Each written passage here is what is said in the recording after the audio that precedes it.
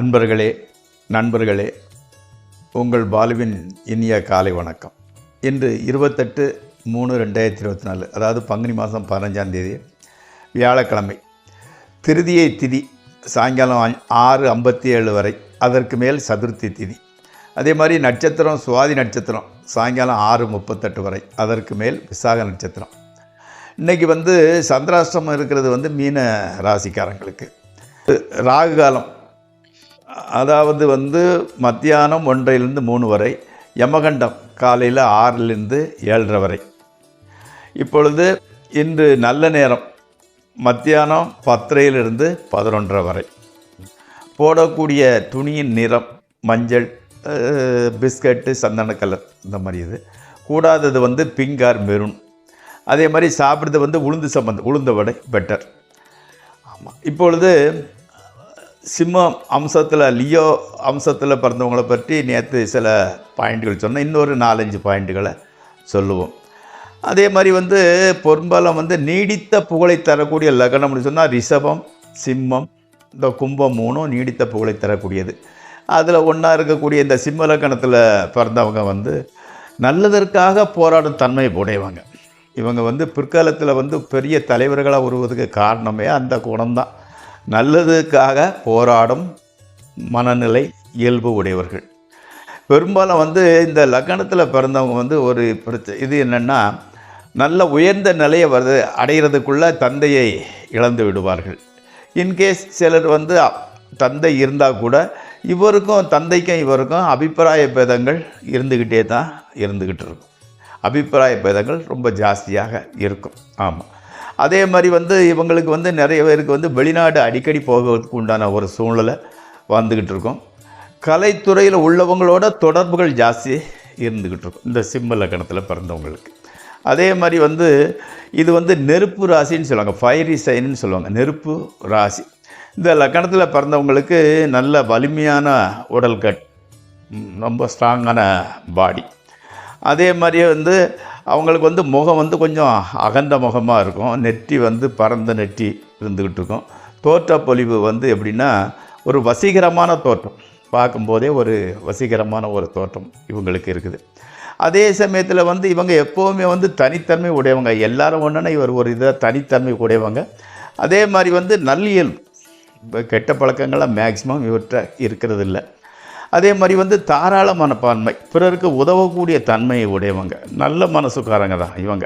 அதாவது கோவப்படுறாங்கன்னு எல்லாரும் பில்டப் பண்ணி சொல்லிடுவாங்களே தவிர உண்மைக்கு ஆக்சுவலாக ரொம்ப நல்ல கேரக்டர் வைஸ் நல்லவங்க தான். இவங்களுக்கு பிறர் ரொம்ப கஷ்டத்தை இருந்ததுன்னா ஓடி பண்ணி உதவி பண்ணக்கூடியவங்க. இவங்களுக்கு சிம்மம்னா சூரியனோட வீடு இல்லையா. சூரியன் கவர்மெண்ட் பிளானட். அதனால் இவங்களுக்கு மேக்சிமம் கவர்மெண்ட் வேலைக்கு வாய்ப்புகள் நிறையா இருந்துக்கிட்டு இருக்குது. முதல்ல ஒருத்தன் ஜெயிக்கணும்னா தான் மீது நம்பிக்கை வேணும். அதே மாதிரி இந்த அம்சத்தில் பிறந்தவங்களுக்கு தன் மீது நம்பிக்கை இருக்கும். அதே மாதிரி ரிலேஷனுக்கு சப்போர்ட் கொடுப்பாங்க. ஆமாம். அதே மாதிரி யாரும் துன்பம்னு கண்ணை கசக்கிறதையே பார்த்தா இவர் மனசு தாங்காது, என்னதுனாலும் செஞ்சு ஓடி ஓடி போய் உதவிப்பாங்க. அந்த காரணத்தினால தான் இந்த சிம்ம லக்னத்துக்காரங்க வாழ்க்கையில் ஜெயித்தா நீடித்த புகழும் நிலையான செல்வமும் உடையவர்களாக இருப்பார்கள். இப்பொழுது நாளை மிச்சத்தை பார்த்துக்குவோம். இப்பொழுது 12 ராசி பலன்களுக்குள் செல்வோம். இந்த ராசி பலன் நிகழ்ச்சி உங்களுக்கு பயன்பாடு உடையதாக இருந்தால் அதை சப்ஸ்கிரைப் செய்யவும், லைக் செய்யவும்.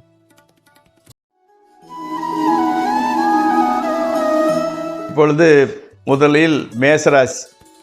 இந்த புதிதாக எதையாவது கற்றுக்கிட்டே இருக்கணுங்கக்கூடிய மென்டாலிட்டி உடையவங்க. ஸோ அதனால் முயற்சி பண்ணுங்க, வெற்றி கிடைக்கும். அதே மாதிரி புதிய நட்பு வட்டாரம் கூட உங்களுக்கு உருவாகுது. கொஞ்சம் கொஞ்சமாக புதிய இன்னொரு வேறு, இப்போ காலேஜில் படிக்கும்போது ஒரு நட்பு வட்டாரம் இருந்ததுன்னா இப்போ வேறு ஒரு நட்பு வட்டாரம் உருவாகிறது.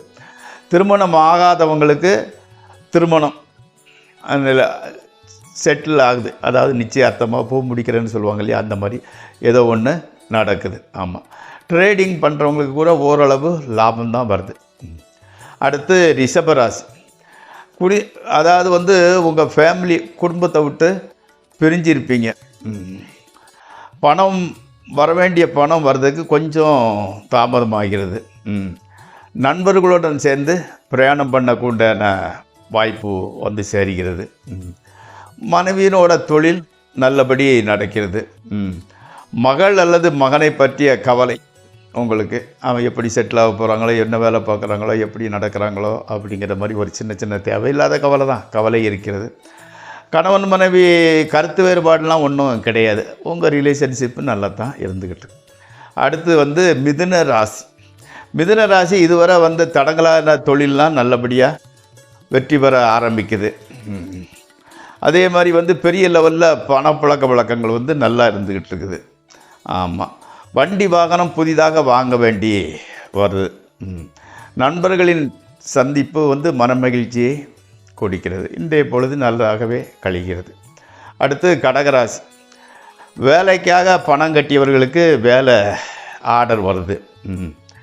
அதே மாதிரி எந்த பிரச்சனைனா கூட சமாளித்திடலாம்ங்கிற நம்பிக்கை உங்கள் மனசில் இருந்துக்கிட்டு இருக்கு. அதுதான் உங்களுக்கு மெயின். அந்த நம்பிக்கையினால் நீங்கள் ஜெயிச்சிருந்தீங்க. மாணவர்களுக்கு எஜுகேஷனில் இம்ப்ரூவ்மெண்ட்டு காணப்படுகிறது. ஆமாம், அதாவது கணவன் மனைவி சின்ன சின்ன வாக்குவாதம் ஆர்கியூமெண்ட்டு நடந்துக்கிட்டு இருக்குது. அது நெக்லிஜிபிள், அது எப்பவும் நடக்கிறது தான். சிம்ம ராசி, அதாவது புண்ணிய ஸ்தலங்களுக்கு பிரயாணம் செய்ய வேண்டிய வாய்ப்பு வருகிறது. பணவரவு ஓகே, வேணுங்கக்கூடிய பணம் வருது. அதே மாதிரி குழந்தை வாக்கியம் கிடைக்கிறதுக்கு உண்டான பீரியடு. அதே மாதிரி எப்படின்னு கேட்டிங்கன்னா, அந்த படபடன்னு பேசிடுறீங்க. இப்போ என்னன்னு கேட்டீங்க, உங்களோட கேரக்டர் படபடன்னு பேசக்கூடியவங்க இப்போ வார்த்தையே அளந்து பேசுகிறீர்கள். அப்போ உங்களுக்கு நல்ல பீரியட் நடக்குங்கிறது கணக்கு.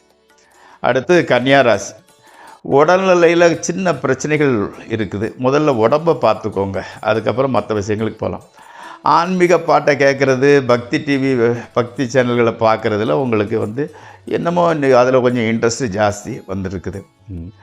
அதே மாதிரி சிலருக்கு எஜுகேஷனை முடிச்சுட்டு இருக்கிறவங்களுக்கு இன்னும் வேலை கிடைக்கல. ஆமாம், அதனால் பணப்பழக்கம் கூட உங்களுக்கு டைட்டாக தான் இருந்துக்கிட்டு இருக்குது. அடுத்து துளாராசி, அதே மாதிரி ஃபாரின் கான்டாக்ட்ஸ் இருக்கிறவங்களுக்கு அதன் மூலம் நல்ல லாபம் கிடைக்கிறது.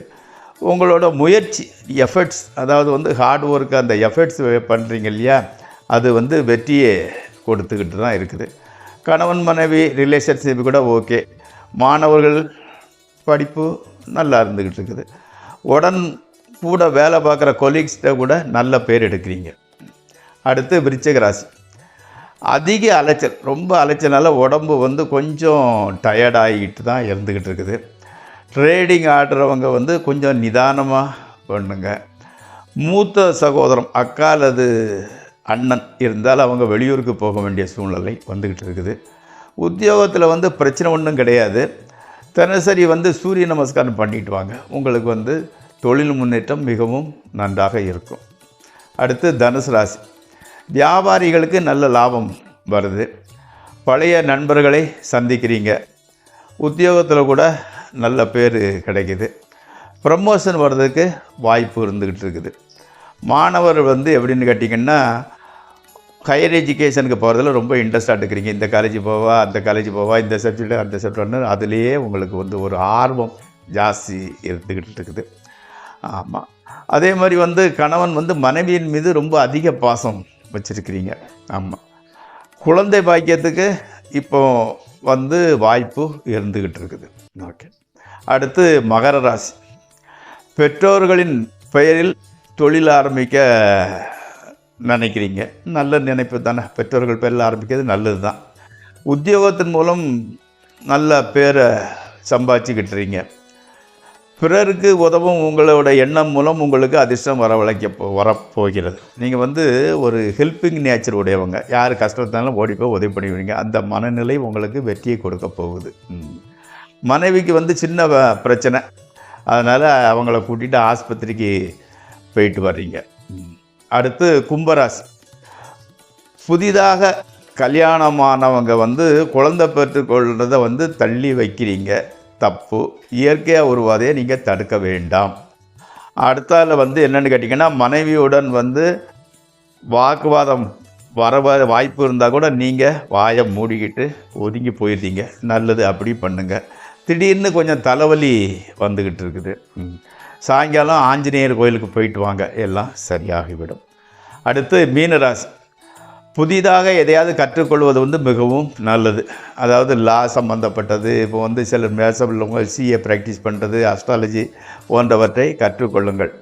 மனதை குழப்ப வேண்டாம். இந்த மாதிரி எக்ஸ்ட்ரா இதை கற்றுக்கும் போது மனக்குழப்பம் கண்டுபிடிக்கிறது.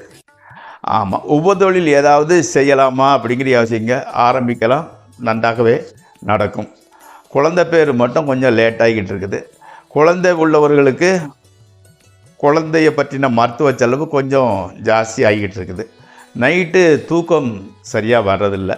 அதனால் சொல்லலையே, அந்த கோயிலுக்கு போகிறது, மெடிடேஷன் பண்ணுறது செஞ்சுக்கிட்டு இருந்தாலே சரியாக இருக்கும். நண்பர்களே, இத்துடன் இன்றைய நிகழ்ச்சி முடிவடைகிறது. நாளை காலை மீண்டும் சந்திப்போம். உங்கள் பாலு.